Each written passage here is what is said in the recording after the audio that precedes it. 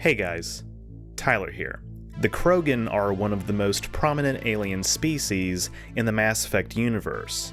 A race of large, quasi-reptilian bipeds, the krogan are native to the planet Tuchanka, a world known for its harsh environments, scarce resources, and vicious predators. Despite various setbacks throughout their history, including a devastating nuclear war, the krogan have managed to not only survive on their unforgiving homeworld, but actually thrive in such extreme conditions. Uplifted into galactic society by the Solarians, the krogan lent their military prowess to help quell the rachni species. In the wake of this conflict, the krogan population rapidly expanded throughout the galaxy, though not without resistance from other galactic powers.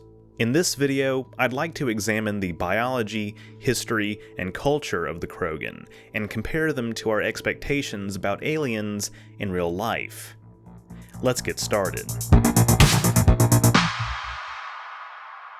In order to fully understand what factors contributed to krogan biology and evolution, we must first take a closer look at their homeworld. Tuchanka orbits an F-class yellow-white star called Aralak, which in the krogan language means Eye of Wrath. Most of Aralak's terrestrial worlds are completely inhospitable, with Tuchanka just bordering on habitability by other races' standards. In real life, some studies have shown that it is indeed possible for life to develop on planets orbiting an F-type star, a variety of star that is generally hotter and more massive than our Sun. The estimated habitable zone around an F-type star generally ranges from about 1.1 to 3.7 astronomical units. But the main difference that hypothetical life forms around an F-type star would experience is more intense starlight, and having slightly less time to evolve due to the star's shorter lifespan.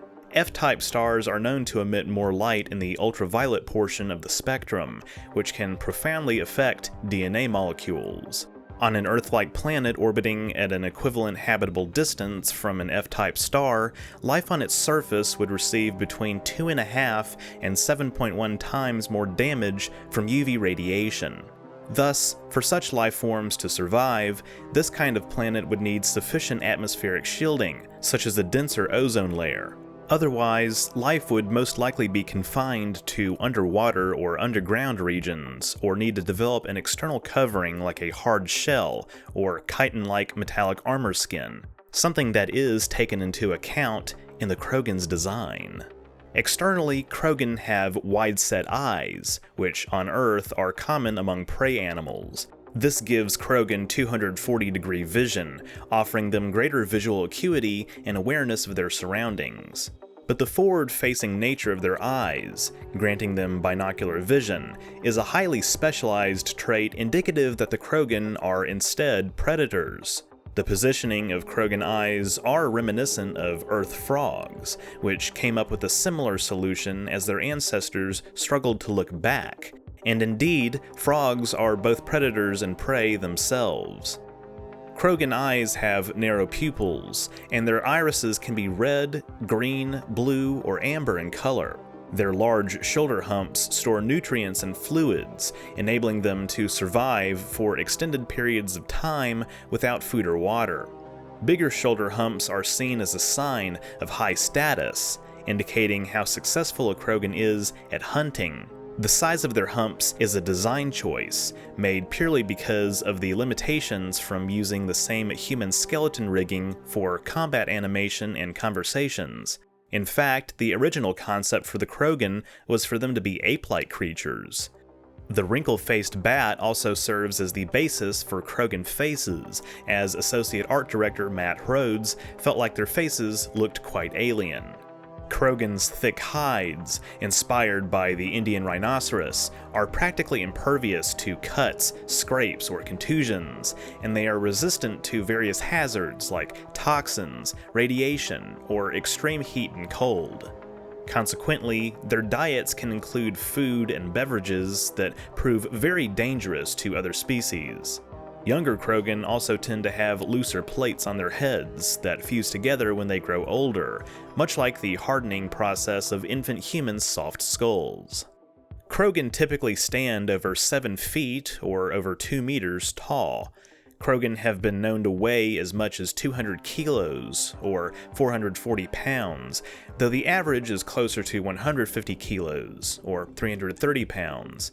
Like Star Trek's Klingons, the Krogan even have multiple redundant organs. A secondary backup nervous system means they're almost impossible to paralyze.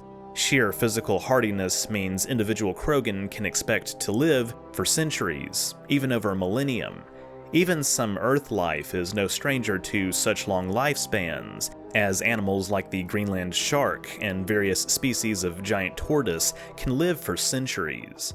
This is not to say that Krogan do not have physical weaknesses. According to Zaid Masani, if someone lodges a knife in a certain spot near the frontal plate on a Krogan's head, the plate can be ripped off. This is apparently the one thing that Krogan do truly fear. Naturally, Krogan can reproduce and mature at an astounding rate.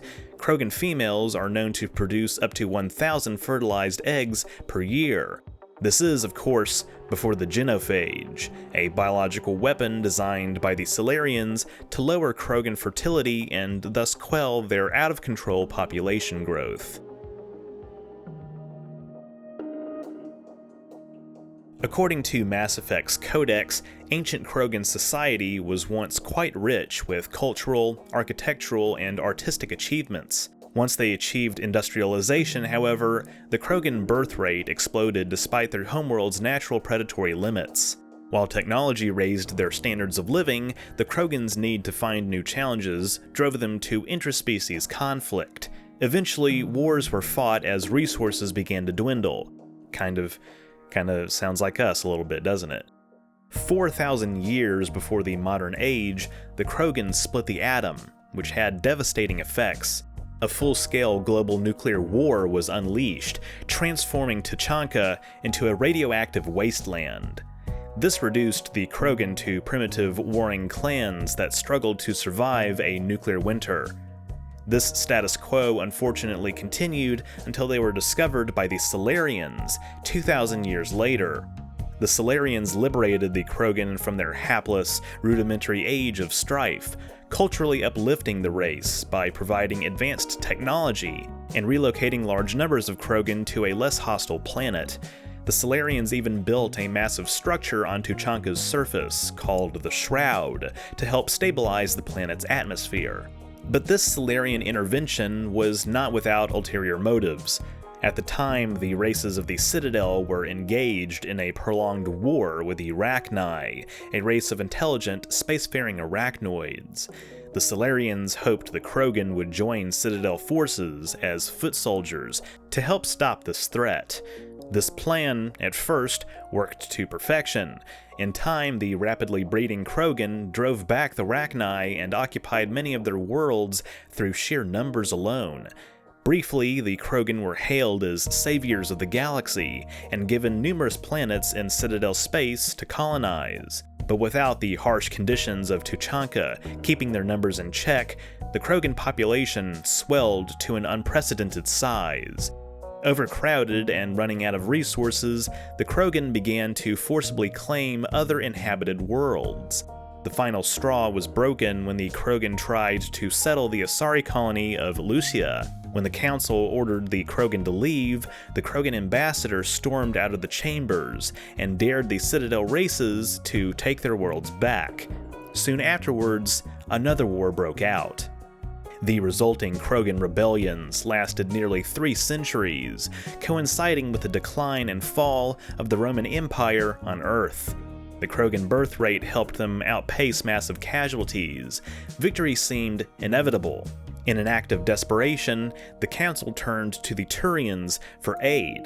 The Turians unleashed the genophage, bioengineered by the Solarians, on the Krogan homeworlds. After this, only one birth in 1,000 produced living offspring. The Krogan were forced to accept terms of surrender, and the Turians were awarded a seat on the Citadel Council. Krogan numbers continued to steadily decline over the next millennium, leaving them a scattered and endangered species.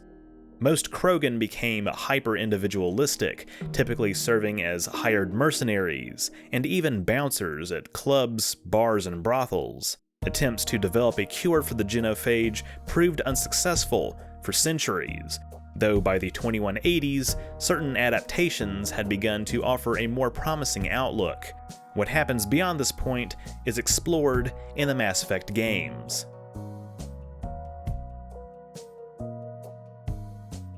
By the 2180s, Krogan society has become massively divided along gender lines. Male and female Krogan live in separate clans of their own. Female Krogan rarely leave their homeworlds, so they can focus on breeding. The few remaining fertile females able to carry young to term are treated as war prizes, to be seized, bartered, or fought over. However, purposefully harming a female Krogan is a crime worthy of banishment, or worse.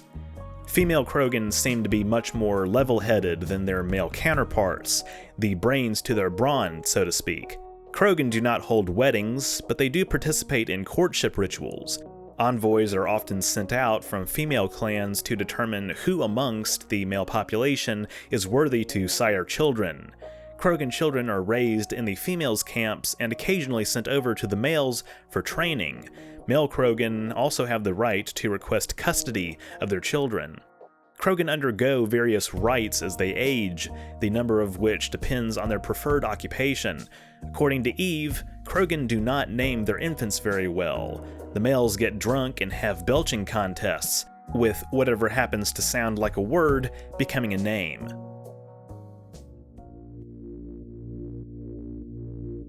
So, to answer the question of whether this species is plausible, given everything we think we know about aliens, I'd say probably so, at least if we assume that bipeds with features similar to various extant Earth fauna are likely to evolve on another world, which, well, isn't necessarily a given. Different orders of animals on Earth share certain biological traits, like bilateral symmetry, 4 limbs, not counting the tail, often 5 digits on each of those limbs, etc., because we share a common ancestor. But if evolution had taken a different path, then our biology could be based on another body plan entirely.